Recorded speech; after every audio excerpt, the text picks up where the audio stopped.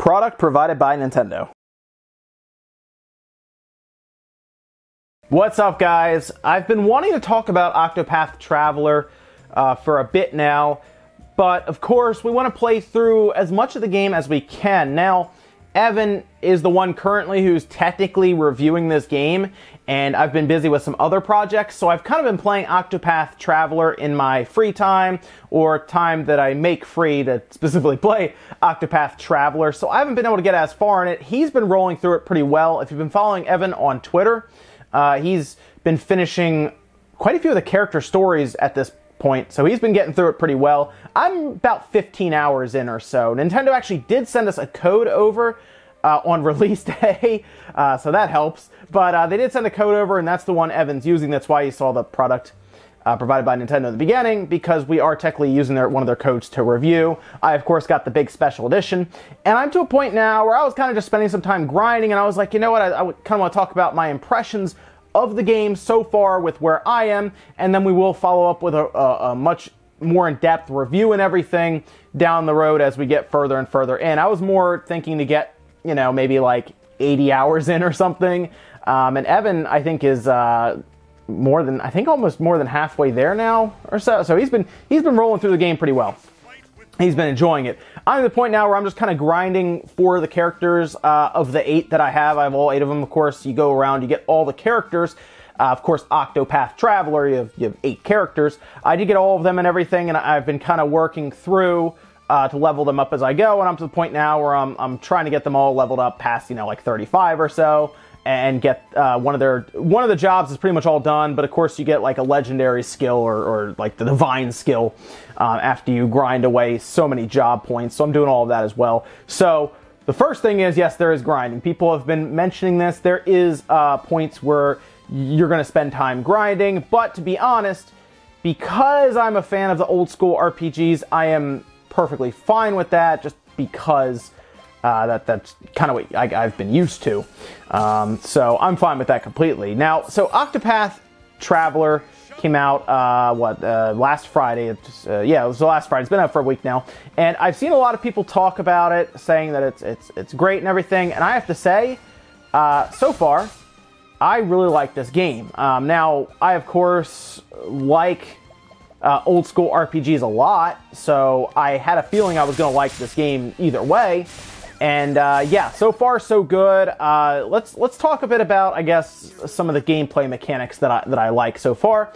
In the battles, you do use your standard, typical, as you can see, turn-based RPG, where you have actual different jobs. So you have like the warrior, the hunter, the archer, essentially. The hunter is cool because the hunter actually has animals that you capture, like people have said, like Pokemon. And then you have like the black mage down there of Cyrus, and then you do have like essentially your white mage who can heal and everything. So all of that is pretty much in effect. They have all of those, I guess, old school jobs and everything, which is great because it's easy to get into since you know where all of the roles are. You do get secondary jobs as well, where you can assign another job. Only each person can only have, so you can only assign the secondary job, one at a time. So you can't just make everybody apparently have the secondary job, the warrior. You can only give that one job to one person at a time, which I guess is fine because it just makes it so, in that case, you can't just make everyone in your party one job like that. So that at least helps with kind of party diversity. So we're in a battle now. You do something called boost, and that gives you more turns, but you have to save them up. It's a really cool way to kind of bring more strategy to this game, and it's something similar to what you had in Bravely Default, for example. Same team, of course, that worked on it, so we kind of expect that. But yeah, it has the similar mechanic in that you can boost up turns. You essentially save turns, and then you use them all at once. So you can use them to either break an enemy, which breaking essentially breaks through their armor, as you see right there, and then they are much weaker and can be attacked for more damage. So for example, I'll use his cross strike with 1 boost extra to do a ton of damage because he has no shield now. So we'll hit him, and boom, 970, and it wipes him. So you can, of course, stack more boost on top of that. The boost can essentially be used for a number of different things. So affluent level up, great. But the boost can be used for several things. For healing, for boosts, like buffs for your party members, or debuffs for your enemies, whether you're poisoning them or lowering their defense or anything. So the boost isn't just to let you hit multiple times. You can even stack it for Cyrus, which I've done a few times now, while I'm talking, to do more damage with his magic. Cyrus, so far, by the way, in the beginning, is quite powerful in the beginning of the game. But black mages tend to be very powerful because magic in a lot of these is usually ahead of physical attacks. But one of the abilities you get does change the break damage limit. So I have a feeling as we get further in, the physical attacks will probably catch up, much like we see with other games where, like Final Fantasy X, for example, the magic and the summons were so powerful, but you got to the end of that game, everybody was able to pretty much hit for, 100,000 damage, essentially. So it was, that's kind of how it went.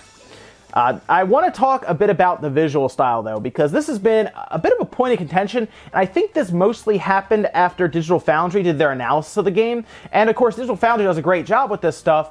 This is all built in Unreal Engine 4, which was a shock, I think, to a lot of people when you see it. It doesn't look like your typical Unreal Engine 4 game, right? It doesn't. But according to what Digital Foundry has said, they use 3D models and kind of layer this pixel art look on top of it. And it really does look like the next evolution of 16-bit games that we were used to on things like the Super Nintendo, for example, or even early PS1 games. This is like the next evolution of that. Now, I think the controversy or something came in when we find out that it was 720p docked. It's like 570 something or whatever handheld. Honestly, you really can't tell. So I have a feeling there are a lot of people who thought it looked great on their TV. Then they hear about the resolution number and all of a sudden it looks terrible. I think it looks fine. Honestly, I'm playing on a 4K monitor and everything that I play the other games on that I might complain about at times.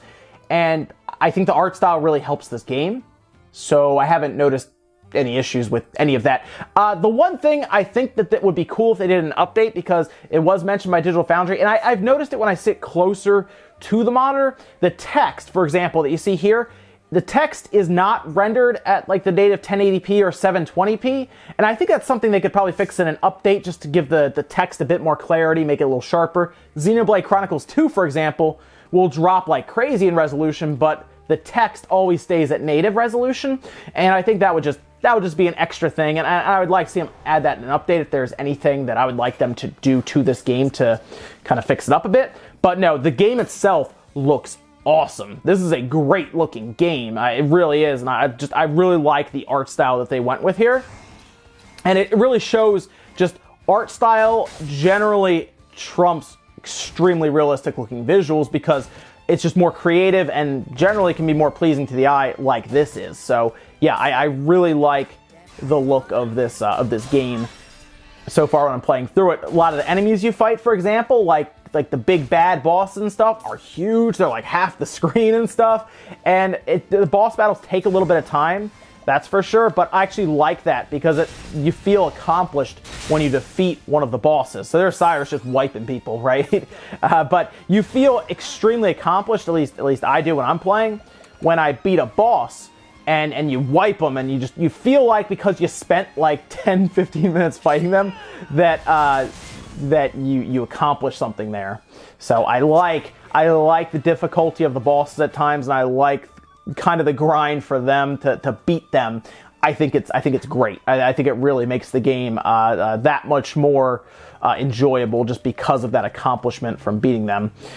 So yeah, I'm mostly grinding, and you've seen some of the battle mechanics. You have all your standard stuff, but then every character essentially has something special to them. For example, like I said, the hunter can steal, they can technically steal the enemies, but they capture enemies. You have your thief that of course steals everything, pretty much money. You can steal mana, HP, everything. The warrior is kind of your defensive character. You have abilities that will let your warrior jump in front of your allies if they're hurting for HP to try to block for them. And then for the most part, you also have a lot of offensive abilities from the warrior as well. which is great. And you have, for example, Aflin at the bottom there is kind of your alchemist, essentially. He can mix ingredients in the middle of battle and come up with really, really ridiculous potions at times. And then, of course, I was talking about Cyrus, who is their scholar, which essentially means that he can control all kinds of magic. He can also analyze enemies. As you see, they are weak against different things at the bottom. For example, you can see the enemy right in the front here that I will point to there is weak against an axe, a sword, and wind. Unfortunately, I don't have any wind, but I do have swords and axes right now that can hit them, and we have the little shield next to them that tells you how many hits with that weakness until they break. So you can pretty much switch off between different weaknesses, and that will break them, which makes them lose their next turn, and they become extremely weak. Well, their defense drops to where you can do some serious damage. So right now, Cyrus has no real need. I'm grinding away next to a place where I can pretty much heal everybody right away. So I'm pretty liberal right now with my mana and everything, where I'm just blasting away at everything. But in a case of strategy, I wouldn't be blasting away with Cyrus right now. I would be having him kind of sit back, save his turns, or save his boost, build that up until at least 2 of these guys are broken, which, for example, I'll break this guy right now. And that would be to the point now where I can also break the guy in the back with my Hunter, who has an ability called Aerostorm that does a ton of hits, mostly. And with the bow, you can see it broke there. And at this point, Cyrus would be up after this next character, and I would just blast away with him. That's exactly what I would do, but right now, we're going to move through him, and then we'll actually be able to finish this up pretty well, I think. But you have to really manage your mana, your turns. There's a lot going on, and fortunately, they do show you the turns at the top. Otherwise, it would be very difficult to figure this out. And it's not like a real-time battle system where it's active. You can essentially try to figure out your turns at the top and kind of go from there. So far, yes, I have been really liking this game a lot. And I think I'm going to continue playing it for a while. The thing about this game, it's $60, and I see it being completely worth it, especially if you're a fan of old school RPGs, mostly because this is a game that's going to last you. This is not at all a 10 or 15 hour game. This is like a 60 to 80 hour game, straight up. They're optional, from what we've heard, I haven't gotten there obviously, there are optional dungeons at the end and everything that you can play through. So there is a post game to it. And obviously there are some pretty serious moves and weapons you can get, because, like I said, I saw a few that have the ability to break the damage limit, like the 9,000, like go up to 99,999. So I'm thinking, because of where I am now at like level 30, it's going to be quite a while before I even get near that.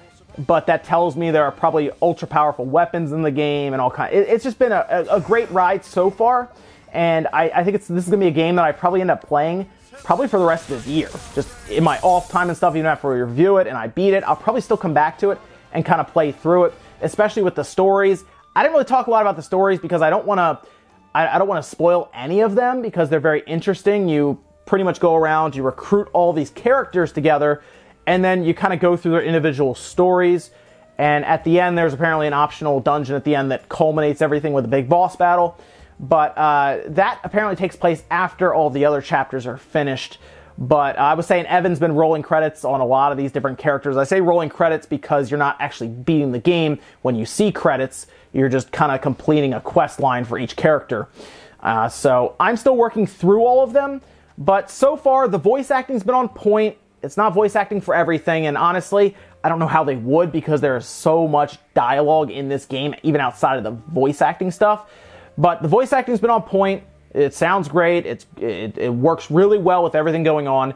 And the stories have been good. Some are better than others, I will say that. And them coming together really does, it's weird. Like, they kind of just walk up to each other and they're like, I'll help you. That's kind of it. So there's not like a compelling reason for them to all be together.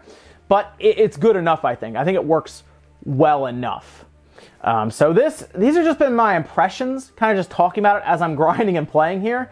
But I'm curious what you guys think about the game so far, if you've been playing it, and how far you've gotten in it. A lot of times what I've been doing now is when I'm done with a video that I'm creating for the next day or a project I'm working on, I'll just kind of play this while it's uploading or rendering, or I'll just kind of be grinding away now while I'm watching YouTube. Kind of like what I did. It reminds me of what I would do back in the day when I would kind of grind away playing like Pokemon on the couch, you know, while I'm watching TV. This is kind of reminding me of that. Well, I'll be grinding away with this while I'm watching YouTube or Netflix or something. So it's good. It's what I wanted out of it. So far I am satisfied, and I'm very happy I got the special edition. It's been worth every penny so far. So let me know what you guys think so far about Octopath Traveler. We're going to have a full review coming up, okay? So these are just my impressions after about 15 hours.